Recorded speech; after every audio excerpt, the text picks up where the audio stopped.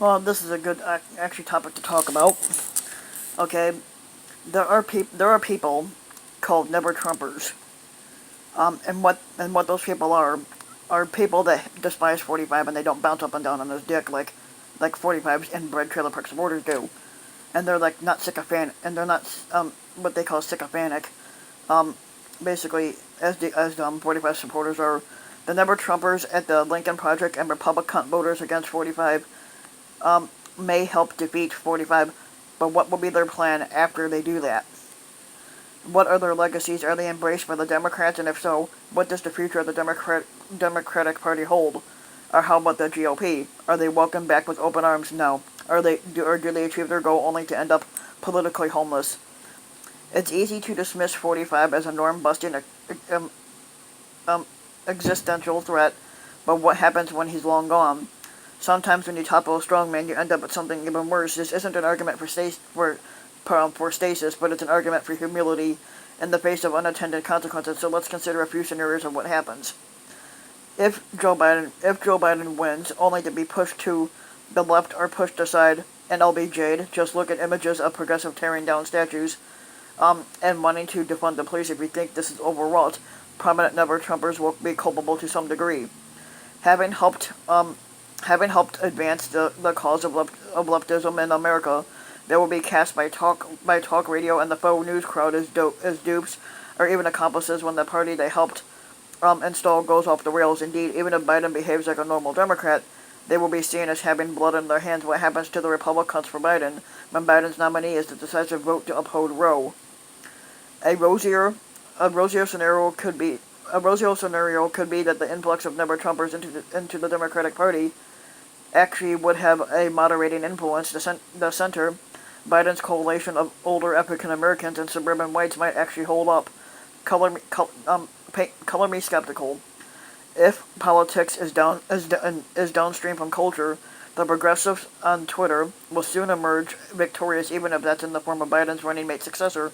For those of us hoping to restore the GOP, a radicalized Democratic Party, as dangerous as that sounds, creates a niche for a sane and serious alternative party to emerge. The left-wing overreach could prompt Republicans to get their house in order, purge toxic Trumpism, and quickly return to power as a safe counter to the scary radical left, rather than losing power for a generation. Bada bing, bada boom, you're back in business with a new paint job. Again, I'm not holding my breath for the storyline to develop, and if it does, nobody would think to thank the never Trumpers. Most never Trumpers believe that the ability to salvage the GOP is contingent on the skill of a Biden victory. If 45 loses narrowly, they fear that Trumpism won't be fully purged. Their hope is that a massive electoral drubbing will extirpate Trumpism root and branch. If that happens, then Rick Wilson, Mike Murphy, and Bill Kristol, etc., it could find themselves back inside the GOP tent. But do people who have been defeated, even especially even when utterly humiliated, really want to admit that they were wrong, even if forced to change their ways in order to win future elections in the 21st century? It seems unlikely that dumbass and Hannity and the racist cunt Laura Ingraham and the dumbass Rush Limpdick will apologize to the Cassandras and say, "You were right all along." Rather than returning to the party of Reagan or Bush, we are more likely to see someone like Tom Cotton or Josh Hawley nominated for squatter in 2024 against some successor who is to the left of Biden. That is to say, moving on from 45 probably doesn't mean moving back to the good old days. It means moving on to a more populist and nationalist GOP that is smarter and more elegant and more disciplined than 45, while still embracing many of his positions. And what becomes of the Republicans for Biden? This creates an incredible dilemma. Given our binary choice political system, do the never Trumpers operatives who have been so effective at helping destroy 45 end up in the Cotton Hawley camp, or do they end up in the camp that is even if the Democrats don't completely radicalize decidedly to the left of Joe Biden?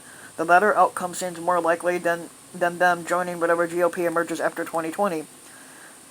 Just on a note here, I'm not talking about rank-and-file conservatives who may simply vote for Joe Biden or abstain, or to the center-right journalists like yours truly, who vehemently criticize 45. but probably won't vote for Biden either. Average voters aren't subject to the same forms of party discipline, and neither are conservative columnists, who can be contrarian and nuanced and ornery, and still, if we're lucky, to collect a paycheck. But political operatives get paid, some of them handsomely, to do things like create TV ads for or against political candidates. To do this, they need at the very least funders. For the most part, that still requires picking a side. I don't want to sound too critical of these groups. Their ads aren't just quick; they're also hard-hitting, as no less an authority than James Carville declared. Let me tell you, he says the Lincoln Group and the Bulwark, these never Trumper Republicans, the Democrats could learn a lot from them. They're mean, they fight hard, but we don't fight like that. They don't fight like this. We don't fight like that at all. Once dismissed as irrelevant, the Never Trumpers have proven to be incredibly significant for this year. They might even decide the race, but I also suspect that theirs is a thankless endeavor. They may be the convenient scapegoat for whatever horror rises after saving the world from a second 45 term. And fate and the centrifugal forces of politics, it may take them places that they never imagined. In life and in politics, too often this is true. No good deed goes unpunished.